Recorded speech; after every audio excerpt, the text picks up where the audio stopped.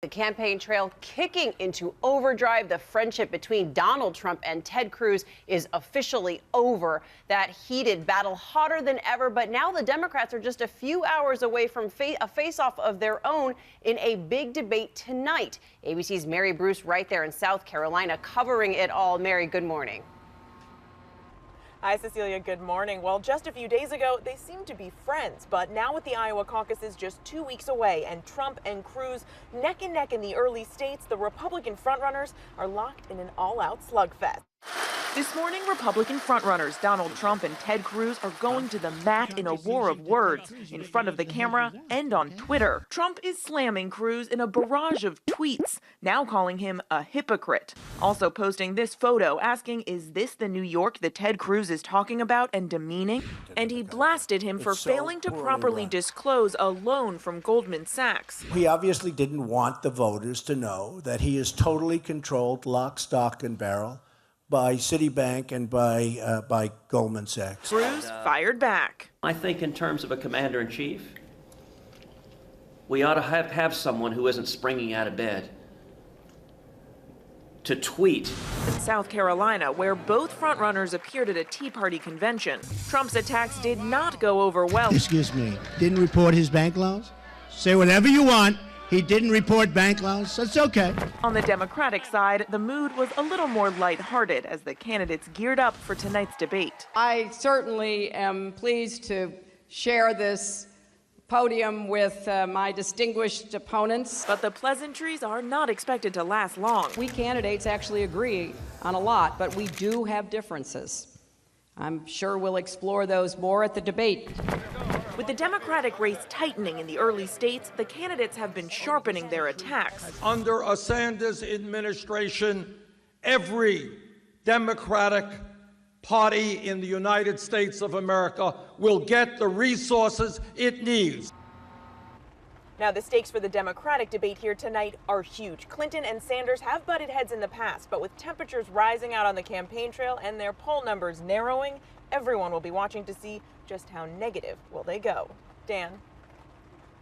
Mary, thank you. Let's get back, though, to the complete evaporation of the Trump-Cruz Mutual Non-Aggression Pact. If you think Trump was tough at the Tea Party gathering on Saturday, check out what he said in this interview with ABC News chief anchor George Stephanopoulos. He has doubled down on this issue of New York values. He lumped you in yesterday with Hillary Clinton, Andrew Cuomo, Bill de Blasio, and said he apologizes to the millions of New Yorkers let down by liberal politicians. Look, the truth is he's a nasty guy. He was so nice to me. I mean, I knew it. I was watching. I kept saying, come on, Ted, let's go, kid. But he's a nasty guy. Nobody likes him. Nobody in Congress likes him. Nobody likes him anywhere once they get to know him. He's a very... he's got an edge that's not good. You can't make deals with people like that, and it's not a good thing. It's not a good thing for the country. Very nasty guy. Okay, and George is here now. George, you that's and I... That's just the topic sentence, That's just right, exactly. Right? I'm sure there was more. You and I have sat in these very chairs on many a Sunday morning in the aftermath of some sort of eye-popping comment from Donald Trump. And I've asked the question over and over again, has he gone too far? Has he crossed the line? And repeatedly, apparently not. However, I'm going to ask it again because he got booed at that Tea Party event. And so I'm wondering, is there a real risk for him in attacking Cruz repeatedly? No question there is a risk, and you did see it last night. You're exactly right, in South Carolina. But as we have seen, every time that Donald Trump tangles with someone, so far, he's come out the winner.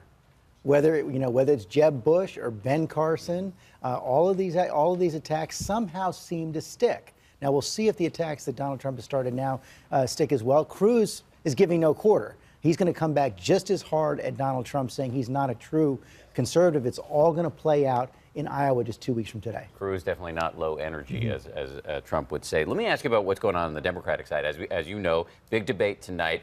The polls are getting tighter. Does Hillary Clinton have to sharpen her edge a little bit going into this debate with Bernie Sanders? She's been doing it all week long, trying to draw contrasts on health care, on guns, on electability, and she's going to keep it up. She knows she's in a real fight right now. Sanders fighting right back as well, and talking about Hillary Clinton's ties to Wall Street. So we're going to see the same thing happening right here. Now, some people, Clinton allies, have said she waited too long to take on Bernie Sanders, that now is the time, but she's doing it at a time now where Bernie Sanders looks like he's pulled ahead in Iowa, although it's very close, is ahead in New Hampshire. She still holds on to quite a national lead, and a state in South Carolina where they're having the debate tonight, very, very strong for Hillary Clinton. Boy, this race is interesting on both sides. George, thank you. And I want to remind everybody that George has a big show this morning.